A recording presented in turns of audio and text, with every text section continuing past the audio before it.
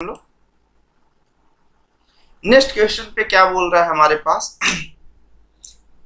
A uniform circular disc placed on a rough horizontal surface has initially a velocity v naught and angular velocity omega naught as shown in figure. The disc come to rest after moving some distance. The direction of motion then v naught upon r naught into कौन सा omega naught etch कितना होगा। ठीक है, question में एक simple सा पूछा कि एक यूनिफॉर्म डिस्क है जो रफ सरफेस में प्लेस्ड है और इनिशियल वेलोसिटी उसकी कितनी है v naught and angular velocity omega naught है as shown in figure.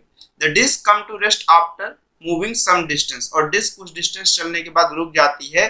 तो मुझे ये बताना है कि उसकी किसकी value v naught upon r omega naught की वैल्यू ऑफ कितनी होगी। तो देखो, अगर आपको ये चीज मालूम है कि मेरे पास डिस्क कौन सा, अभी ये क्वेश्चन में ये नहीं बोला कि ये प्योर रोलिंग कर रहा है कि क्या है, रफ सरफेस है कि नहीं है यहाँ पे। ठीक है, placed on a rough surface, rough horizontal surface है। ठीक है, तो अगर रफ हॉरिजॉन्टल सरफेस है भी तो डिस्क मेरे पास कौन सा ट्रांसलेशन मोशन और कौन सा कर रहा है, रोटेशनल कर रहा है और रफ सरफेस है। तो फ्रिक्शन ऑफ फोर्सेस मुझे कोई आइडिया नहीं है। हो सकता है इसकी ट्रांसलेशन वेलोसिटी v नॉट की value greater than of omega into r है, तो फ्रिक्शन ऑफ फोर्स किस साइड लगेगा, इस साइड आगे की डायरेक्शन, पीछे की डायरेक्शन पे लग रहा होगा। किस साइड लग रहा होगा, इस वाले में फ्रिक्शन फोर्स बैकवर्ड लग रहा होगा। और अगर हो सकता है v नॉट की value less than of into omega into r है, तो मेरे पास फ्रिक्शन ऑफ जो फोर्सेस की वैल्यू है ये किस साइड लग रही होगी, फॉरवर्ड लग रहा होगा। और हो सकता है v नॉट की वैल्यू ओमेगा इनटू r के इक्वल हो जाए, तो फ्रिक्शन ऑफ फोर्सेस की वैल्यू इस वाले हिसाब से कितना हो रहा होगा, स्टैटिक नेचर का होगा, क्योंकि रफ सरफेस है बॉडी, यहाँ पर प्योर रोलिंग है। प्योर रोलिंग में आपको v नॉट की वैल्यू ओमेगा इनटू r के इक्वल होगा। तो अभी कोई आइडिया नहीं है, तो मतलब ये तो है कि यहाँ पे फ्रिक्शन ऑफ फोर्सेस लग रहा है, वो चाहे जिस साइड हो। तो मैं बैक साइड ऑफ एजम्पशंस कर लिया। चलने के बाद कुछ देर के बाद ये क्या हो जा रहा है, रुक जा रहा है। और अगर रुक जा रहा है तो ये v नॉट हुआ, और ये रोलिंग करते करते ये ओमेगा नॉट ऑफ है, तो ये भी जीरो हो गया और ये भी कैसा हो गया, जीरो हो गया। अब अगर ये चीज है तो मैं इसके इस पॉइंट पे, पॉइंट ऑफ पी पे देखूं तो एंगुलर मोमेंटम मेरे पास क्या होगा, कंजर्व, क्योंकि यहाँ पे समेशन ऑफ टॉर्क की वैल्यू कितनी है, जीरो। अगर मैं देख रहा हूँ यहाँ पे तो ये भी मेरे पास जीरो हो जाएगा। मतलब यहाँ पे कौन सा है, ये एंगुलर मोमेंटम बस क्रिएट करेगा, कोई फोर्स अप्लाई हो ही नहीं रहा है। इस पॉइंट के रिस्पेक्ट में देखिए, क्या मेरे पास इस एक्सिस ऑफ रोटेशंस के परपेंडिकुलर डिस्टेंस पे कोई भी फोर्स है। अगर कोई भी ऑफ फोर्सेस नहीं है तो समेशन ऑफ टॉर्क की वैल्यू जीरो है, और समेशन ऑफ टॉर्क की वैल्यू अगर पॉइंट ऑफ पी पे जीरो है तो एंगुलर मोमेंटम क्या होगा, कंजर्व होगा। तो अगर एंगुलर मोमेंटम कंजर्व होगा तो मेरे पास del L is equal to of कितना होगा, जीरो, जहां पे L final minus of L initial is equal to zero. Final पे बॉडी जाके ट्रांसलेशन और रोटेशन दोनों जीरो हो गया है। मतलब एल फाइनल की वैल्यू जीरो होगी तो zero is equal to L initial के इक्वल हो जाएगा। ये इस साइड आएगा तो इनिशियल टाइम पे ये body translation plus of rotation दोनों दिखा रही है।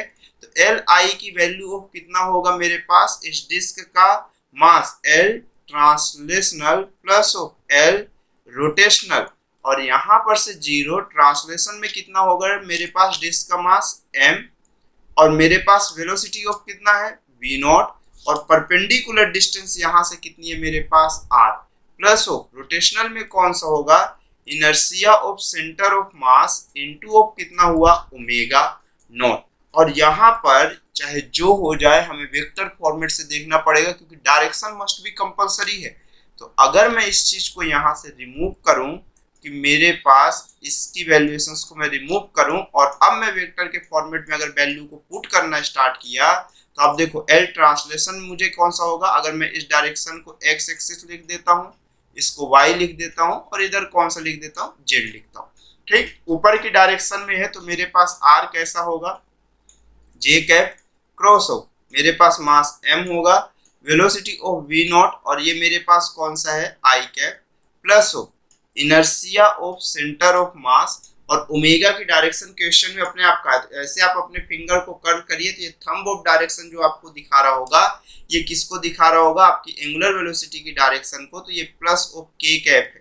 ठीक, तो अगर मैं इस चीज को देखूं तो zero, J cap cross I cap minus K cap होगा, तो R M V not is equal to ये कितना हो जाएगा माइनस के कैप, और ये मेरे पास plus of inertia of centre of mass into omega, मेरे पास ये कौन सा हुआ प्लस के कैप हुआ। तो इसको दूसरे साइड लेके गया तो inertia of centre of mass into omega is equal to R M V not, ये माइनस का कितना हो जाएगा प्लस। यहां से आपको डिसाइड करना पड़ेगा, जब भी ऐसी कंडीशन आए तो आप वेक्टर के फॉर्मेट में वैल्यू पुट करो, आपको आंसर हमेशा डायरेक्शन के साथ मिलेगा। Inertia of centre of mass पे डिस्क कितनी होगी, मेरे पास कितनी होगी half M R square into omega is equal to R M V not.